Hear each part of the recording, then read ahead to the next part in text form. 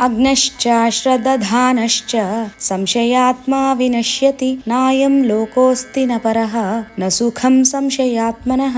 మనకు తెలియనప్పుడు ఏదో ఒకటి నమ్మాలి, దాని మీద విశ్వాసం ఉంచాలి. పూర్వపు మహారుషులు మునులు ఎంతో ఆలోచించి దర్శించి శాస్త్రజ్ఞానాన్ని మనకు అందించారు. మనకు ఉన్న మిడిమిడి జ్ఞానంతో అవన్నీ తప్పు అనడం సరికాదు. మానవులకు ఉన్న ఒకే ఒక జాడ్యం వల్ల వాడికి తెలియదు అన్న విషయం వాడికి అసలే తెలియదు. అంటే అంతా నాకు తెలుసు అని అనుకుంటాడు. ఇదే అజ్ఞానం. తెలియకపోతే తెలుసుకోవాలి, గురువుని ఆశ్రయించాలి, తన సందేహాలు తీర్చుకోవాలి. అంతేకాని ఏమీ తెలుసుకోకుండా అంతా నాకు తెలుసు అని అనుకోవడం అవివేకం. పైగా అటువంటి వాడు ప్రతి దానిని సందేహిస్తాడు. అసలు భారత యుద్ధం జరిగిందా? భగవంతుడు 700 శ్లోకాలు యుద్ధభూమిలో ఎలా చెప్పగలిగాడు? గీత కృష్ణుడే చెప్పాడా? ఇలా పనికిమాలిన సందేహాలతో బాధపడుతూ ఉండేవాడు. అటువంటి వాడికి సుఖము శాంతి అనేది దొరకదు. అనునిత్యం సందేహాలతో బాధపడితే వాడికి